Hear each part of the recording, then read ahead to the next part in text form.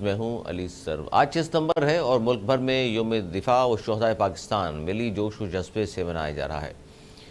جنگ ستمبر کے غازیوں اور شہیدوں نے جس جرت اور بہادری کی جو مثال قائم کی، وہ لازوال داستان رقم کی جو رہتی دنیا تک ہمیشہ یاد رکھی جائیں گی۔ جو جذبہ تھا اور اپنے سے کئی گنا بڑے دشمن کو جس طرح دھول چٹائی، وہ تاریخ میں سنہرے حروف سے لکھا ہوا ہے۔ اور ان غازیوں کو اور ان شہیدوں کی جرت کو ہم جہاں سلام پیش کرتے ہیں، وہاں یہ بھی عہد کرتے ہیں کہ ان کو ہم کبھی بھلائیں گے نہیں۔ اور ظاہر زندہ قومیں جو ہوتی ہیں وہ اپنے شہیدوں کو، اپنے غازیوں کو ہمیشہ یاد رکھتی ہیں۔ اسی پر ہم بات کریں آج 6 ستمبر کے حوالے سے، کرنل ریٹائرڈ مختار بٹ صاحب ہمارے ساتھ موجود ہیں اور ان سے بات کریں گے کہ 6 ستمبر 1965 جنگ ستمبر کے حوالے سے۔ بہت شکریہ کرنل مختار بٹ صاحب۔ کیا کہیں گے سر جنگ ستمبر کے؟ ہم آج غازیوں اور شہیدوں کی بات کر رہے ہیں، آج 6 ستمبر ہے، ان کی لازوال جو داستان رقم کی بہادری اور جرت کی۔ بہت بہت شکریہ آپ کا، آپ نے ہمیں دعوت دی، موقع فراہم کیا، کیونکہ میں تو 1965 کی لڑائی کا مطلب یہ ہے کہ حصہ لیا میں نے، اس میں سب جنگوں میں جتنی بھی ہوئی ہیں 65 کے بعد۔ تو ایک یہ آپ نے اپنے انٹرو میں جو بات کی ہے وہ بیٹھیں اور اختلافات ختم کر کے آگے بڑھائیں۔ دیکھیں ملک سٹیبل ہوگا تو اکانومی بھی آپ کی بہت بہتر ہوگی۔ اگر ملک میں سٹیبلٹی نہیں ہے، لا اینڈ آرڈر کی پوزیشن ٹھیک نہیں ہے، اب فوج کی اٹینشن ہر طرف ڈائیورٹ ہے اس وقت۔ آپ دیکھیں تمام ادارے جو ہیں وہ ناکام ہو چکے ہیں۔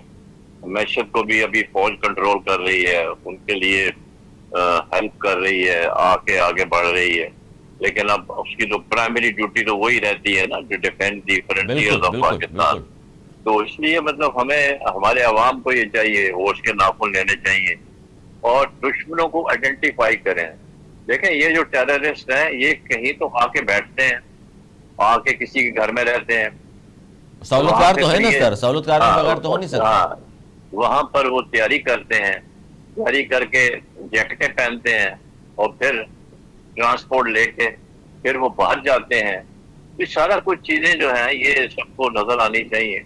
تو اس میں عوام کا بھی مطلب یہ ہے کہ ان کو چاہیے کہ وہ کھل کر سامنے آئیں اور وہ ایک انٹیلیجنس کا رول ادا کریں۔ اب سچویشن ایسی آ گئی ہے کہ ہر آدمی جو ہے دوسرے آدمی کے اوپر نظر رکھے، کیونکہ جو ٹیررسٹ ہے اس کی شکل صورت وہ میرے اور آپ کی طرح ہی ہے بالکل، ہاں، لیکن اس کے پاس وقت اور ٹارگٹ کو چننا اور ٹائم کی جو ہے اور کب جانا ہے، کیا کرنا ہے، کس وقت کرنا ہے، وہ اس کو اس کی فیسلٹی ہے۔ مطلب وہ اپنی سوچ وہ تو مرنے کے لیے تیار ہے نا، ہی نوز کہ اس نے تو بچنا نہیں ہے، لیکن اس کا جو کولیٹرل ڈیمیج ہے ہمیں اس سے بچنے کی ضرورت ہے۔ الحمدللہ ہماری انٹیلیجنس ایجنسی جو ہیں they are working very hard اور سرویلنس بھی انہوں نے بڑھائی ہوئی ہے، لیکن مزید اس کو مربوط کرنے کی ضرورت ہے۔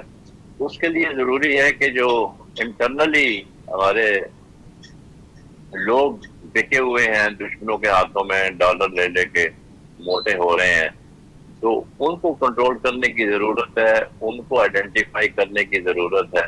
سر آپ کو نہیں لگتا کہ یہ کہیں ایسا تو نہیں ہے خدا نخواستہ دشمن جو مسلسل لگا ہوا ہے پاکستان کی طاق میں اور چاہتا ہے فوج اور عوام کے درمیان تھوڑا سی دوریاں کرا دے وہ؟ اور آپ جانتے ہیں کہ فوج اور عوام میں ظاہر ہے کہیں بھی اگر خدا نخواستہ دوریاں ہو جائیں تو بڑا مشکل ہوتا ہے کسی ملک کے لیے سنبھالا۔ ہاں نہیں، یہ تو آپ کا کہنا بالکل صحیح ہے، لیکن اب بات یہ ہے کہ جیسے میں نے کہا کہ یہ سارا مینیج جو ہے وہ سوشل میڈیا کی وجہ سے پیدا ہوا ہے۔ تو ہمارے بھی جو بل یہ ہے کہ الحمدللہ ابھی فوج ماشاءاللہ آپ کی عوام ابھی بھی بہت پیار کرتے ہیں، محبت کرتے بالکل ہیں، بالکل، ایسا تو ہے۔ لیکن جو ایسے ایلیمنٹس ہیں جو نفرت پیدا کرنے کی کوشش کر رہے ہیں، جو دوریاں پیدا کرنے کی کوشش کر رہے ہیں، تو ان کے اوپر کڑی نظر رکھنے کی ضرورت ہے۔ اور پھر یہ بھی دیکھنا چاہیے کہ بھائی جو لوگوں کا کاز آف گریونس ہے اگر تو وہ جسٹیفائڈ ہے تو اس کو اٹینڈ کرنا چاہیے، بات بڑی سیدھی ہے۔ ایک آدمی ابھی مثال کے طور پر موجودہ صورتحال میں آپ دیکھیں کہ سارے لوگ جو ہیں وہ بجلی، پانی، گیس اور نوکریاں نہیں ہیں، اس کی وجہ سے سخت پریشان ہے بالکل ہے پورا اور ملک۔ پورا پاکستان سراپا احتجاج ہے، جو بنیادی ضروریات ہیں وہ ایک چپراسی کی بھی وہی ہیں اور صدر مملکت کی اور وزیر اعظم کی بھی وہی ہیں کہ 2 وقت کی روٹی چاہیے، رہنے کو جگہ چاہیے، کھانے پینے کے لیے چیزیں چاہیے، نوکری چھوٹی موٹی چاہیے، بالکل ایسے ہی ہیلتھ چاہیے، ایجوکیشن، یہ ایک بنیادی ریکوائرمنٹ ہے۔ تو ابھی دیکھنا یہ ہے کہ کیا ہماری ریاست جو ہے وہ یہ چیزیں عوام کو دے رہی ہے۔ تو اس کا جواب جو ہے وہ ہاں میں نہیں آ سکتا، وہ ایک پھر وہ میرا خیال ہے غلط بات ہوگی۔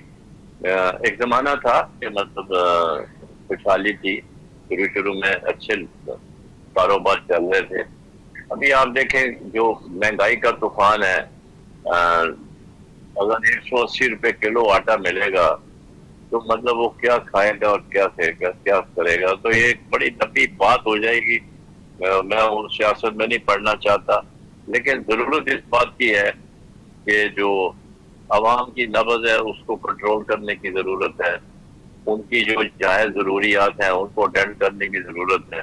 اور وہ زمانہ چلا گیا کہ آپ تقریریں کریں، آپ اپنے اخراجات جو ہیں ان کو کم کرنے کی کوشش کریں۔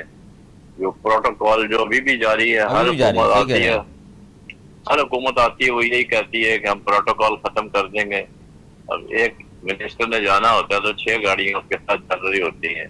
اب 305 روپے لیٹر پیٹرول ہے تو وہ فضول گاڑیاں جو چل رہی ہیں ایکسٹرا کاسٹ پڑ رہی ہے لوگوں کے اوپر، تو وہ سارا پیسہ جو ہے یہ وہ اللہ غریب تعالیٰ عوام ختم کے۔ کرنے پڑیں گے، ظاہر قوم کا جذبہ، صحیح بات کہہ رہے ہیں سر، بالکل آپ کہنا صاحب، بہت تو شکریہ دیکھیں آپ۔ اگر ایک آدمی بھوکا ہے تو وہ کیا کرے گا، وہ کیا لڑے گا اور کیا اس کا جذبہ آپ کر سکتے ہیں؟ اپنا پیٹ بھرا پہلے ہوا ہے بنیادی تو ضروریات تو انشاءاللہ۔ پورے کریں، صحیح بات ہے۔ ہاں یہ کون سا، بہت ضروری ہے۔ بالکل، بہت شکریہ کرنل مختار بٹ صاحب ہمارے ساتھ موجود تھے اور بات کر رہے تھے 6 ستمبر 1965 اور ظاہر ہے جو لازوال جو داستان رقم کی ہمارے شہداء نے، ہمارے غازیوں نے جو قربانیاں دیں، ان کے مقروض آج بھی ہیں۔ اور آج جس طرح میں نے کہا آپ سے شروع میں کہ ISPR نے بھی آج مسلح افواج کے حوالے سے کہا کہ ہر طرح کی جو اندرونی بیرونی خطرات لاحق ہیں اور دفاع وطن کے لیے وہ پرعزم بھی ہیں، اور انہوں نے یہ بھی کہا ہے کہ جو پاکستان کو جو نقصان پہنچانے کی جو کوششیں ہیں ان کا منہ توڑ جواب دیا جائے گا اور دیا جا رہا ہے۔